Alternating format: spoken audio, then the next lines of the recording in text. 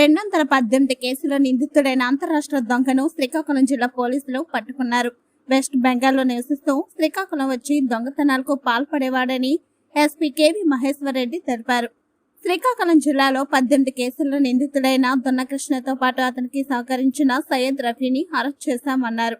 నిందితుల నుండి సుమారు 33 లక్షల రూపాయలు విలువ చేసే 237 గ్రాముల బంగారు ఆభరణాలు, 1391 గ్రాముల వెండి వస్తువును, 1,50,000 రూపాయల నగదు స్వాధీనం చేసుకున్నామన్నారు. పోలీసులకు పట్టుపడతాడనే భయంతో నిందితుడు మొబైల్ ఫోన్ కూడా ఉపయోగించేవాడు కాదని తెలిపారు. గతంలో అరెస్ట్ అయి దొన్నకృష్ణ జైలు శిక్ష అనుభవించాడన్నారు. సీసీటీవీ ఫుటేజ్, ఫింగర్ ప్రింట్ ద్వారా నిందితులను పట్టుకున్నామని ఎస్పీ మహేశ్వర్ రెడ్డి చెప్పారు.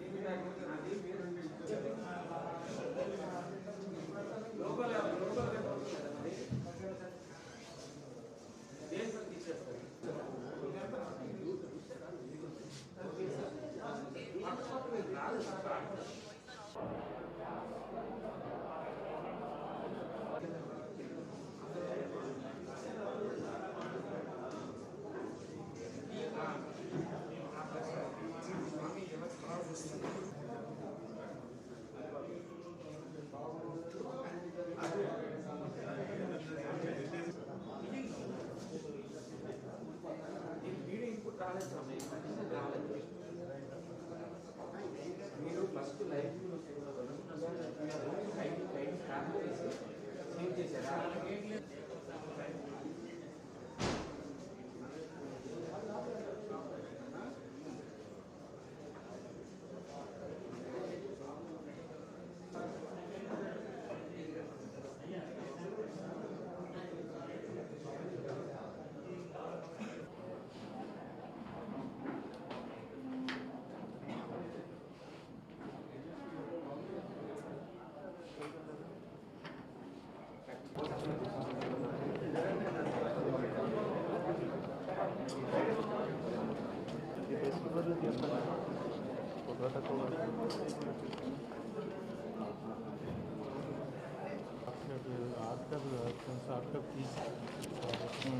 సాఫ్ట్ కాపీ నాకు చూపించేటప్పుడు అదే నాకు చూపించి ఇవ్వమని ఇప్పుడేం అనలేము, ఎందుకంటే వాళ్ళు కంప్లైంట్ ఏది ఇస్తే అదే రిజిస్టర్ చేస్తాము.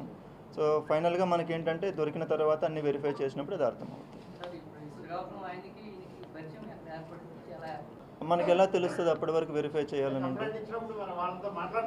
మాట్లాడుతున్నాము.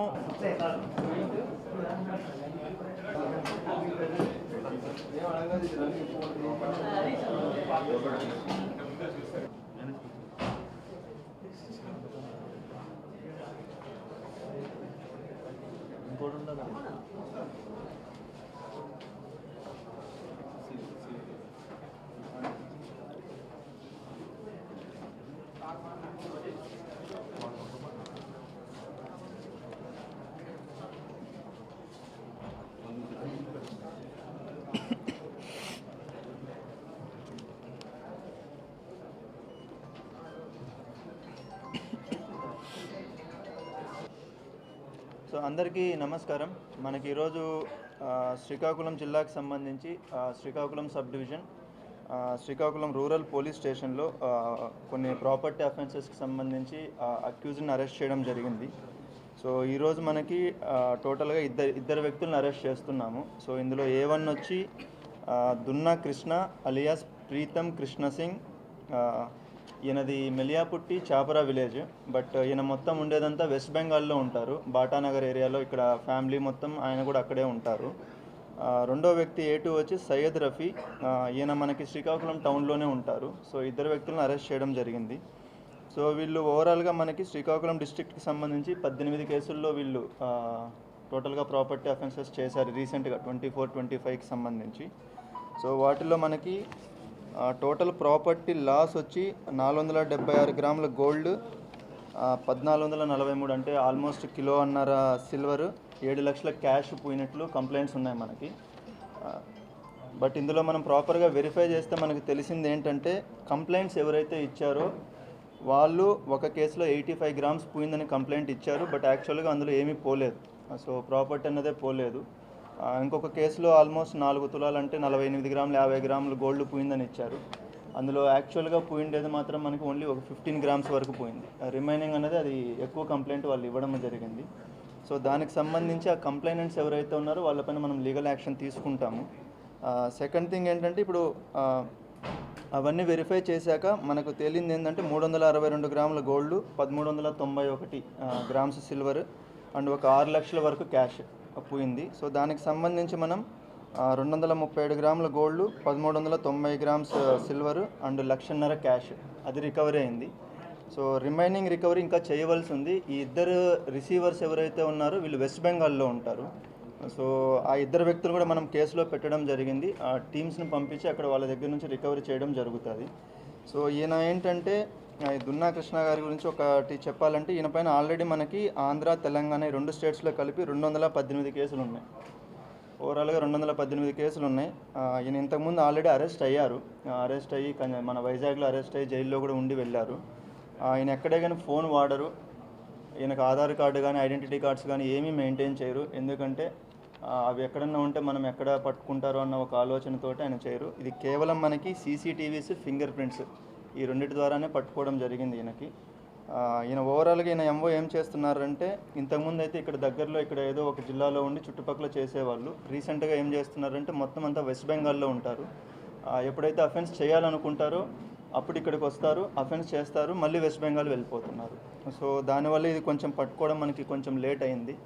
బట్ ఎంటైర్ టీమ్ ఇక్కడ అడిషనల్ ఎస్పీ క్రైమ్స్ ఉన్నారు, ఎస్డిపిఓ శ్రీకాకుళం వివేకానంద ఇక్కడ లేరు. సో ఆయన, SDPO Tekkali and CI Srikakulam rural Paidap Naidu and మనకి SI Srikakulam rural and other team CCS team, CCS CI Chandramouli.